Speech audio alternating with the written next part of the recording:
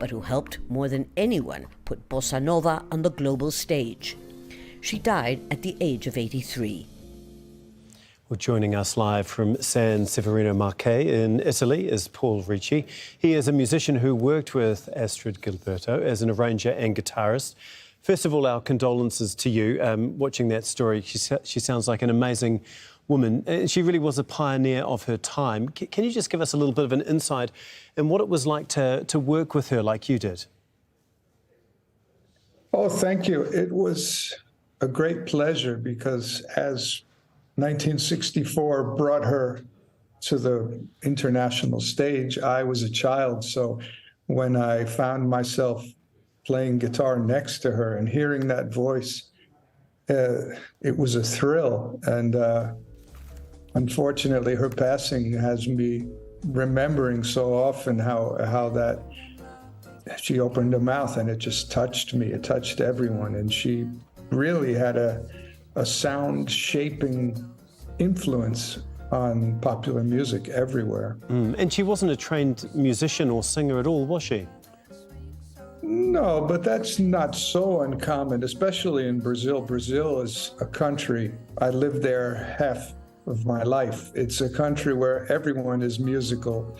And some of the greatest innovators were not schooled traditionally. And, you know, she heard it and felt it. Her sense of time was magistral. And rhythm, time, interpretation. She was a complete musician. She really did put Brazilian music on the map. I mean, how significant was her career, both at home there, but also in the Western world as well?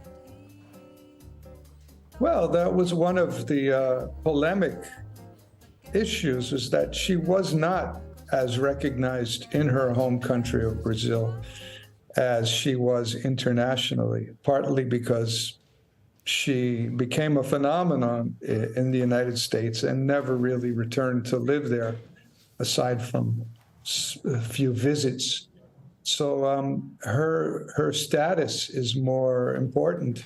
As you know, I toured with her in Japan, in Europe, in the United States. She, for decades, traveled the world as an ambassador of bossa nova.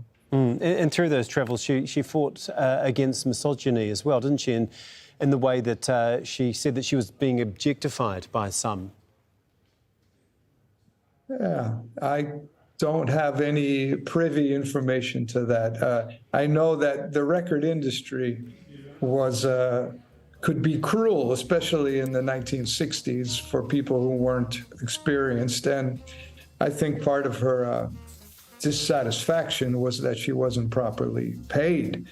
The girl from Ipanema, it's common knowledge, if you go online, she was paid union scale $120, and that was it.